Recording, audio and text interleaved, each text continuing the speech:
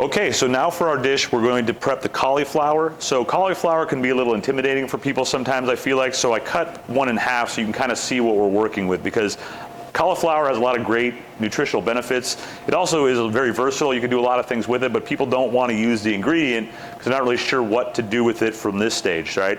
So I've cut the cauliflower in half, right? I haven't done anything else to it, okay? And the reason why I'm showing this to you is that what people really want is they're gonna want that flowerette. So that flowerette is gonna be the top part that kind of comes out. And I got the purple cauliflower to use as the example, so you can kind of see the definition and the difference, right?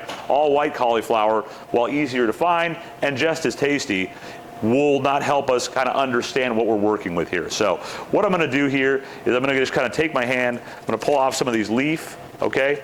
Like so, and just kind of get that stuff out of my way, all right? And we're not gonna worry about every little thing here because a lot of this is gonna come off with the core piece that we have right there, all right?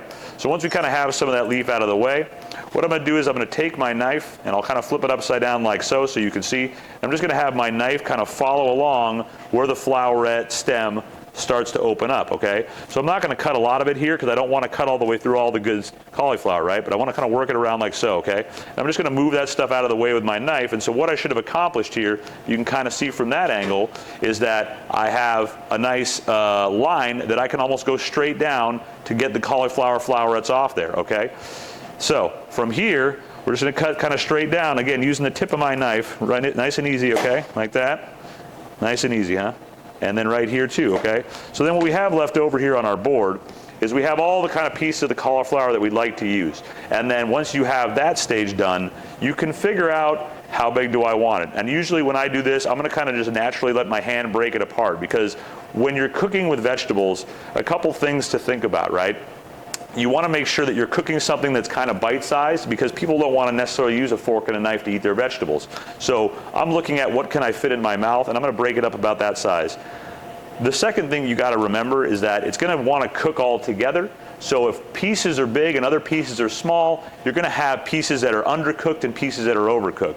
So you really want to kind of get those things down to the size that they're all going to kind of cook the same. So I'll use my knife every once in a while, take a piece off. Again, this is a great example here, popping that off. Then I could even get rid of that little piece of stem.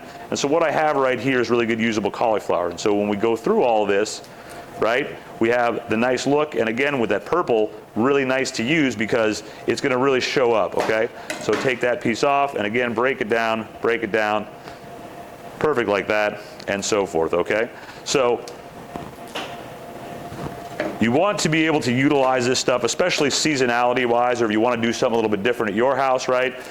You want to have something that people can get a little bit excited about. So I prefer to do a saute or a roast with this. I will put it in water for a little while to keep its beautiful color. So when you're cooking a purple vegetable like this, you want a little bit of acid. So we'll cook ours with some lemon juice and water, and then we'll saute it or pan roast it at the end for our service, okay?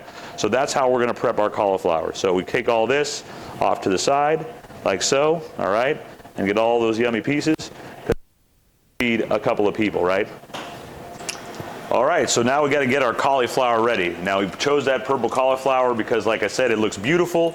It's not going to have any different flavor, guys, so don't think like it's going to do something magical for you, okay? It's just cauliflower, but it does grow purple like that. And so what we did is we did a little bit of blanching, which means we put it in hot boiling liquid for a couple of minutes with a little bit of acid. In this case, we use lemon juice, and that's just to help set the color, okay? But the flavor that we want is gonna be brown. So if you see here, I got some butter that's just starting to brown up inside the pan, right? You can see it melted like that, all right? So we're gonna wanna get this cauliflower in there and give it just a little bit of browning and roasting, and that'll give us some great flavor, okay? So we get in there and just start moving that around a little, do everything on the stove, into the oven. You see the color, it looks nice, it smells nice, it'll be done, okay? So that sauteed cauliflower.